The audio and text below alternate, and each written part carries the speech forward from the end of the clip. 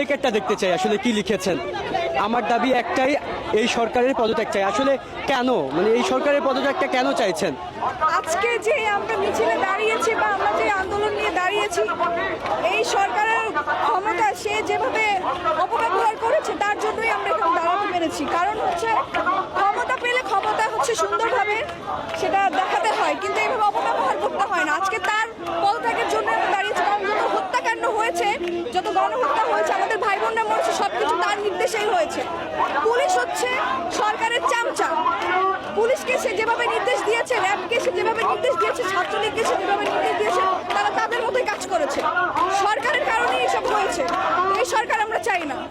আমি যদি ভয় পেতাম তাহলে এখানে এসে দাঁড়াতাম না। আমি জানি না আমার কি হবে, কারণ আমরা তো এখনো স্বাধীন না। আসলে যদি আমাদের এই সরকার পদত্যাগ করে তাহলেই আমরা আসলে স্বাধীন নাগরিক হতে পারবো।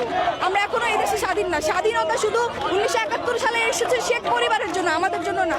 কারণ আমরা এখনো বাক স্বাধীনতা পাই নাই, আমরা কথাই বলতে পারি না। কথা বলতে গেলে আমাদের ভয় পেতে হয়, আমাদের ভাবতে হয় যে আমাদের বাসায় যখন আমাদের কি অবস্থান হতে পারে, আমাদের ফ্যামিলির কি অবস্থান হতে পারে। এখন আর কেউ ভয় পায় না। সবাই বলছে যে কোটা সংস্কার আন্দোলন শুরু হয়ে এখন আন্দোলনটা চলে গেল অন্যদিকে। এতদিন তো এটা ছিল না, বা এতদিন তো এগুলো নিয়ে মানুষ নামেনি, আজকে কেন? আজকে কেন হবে না?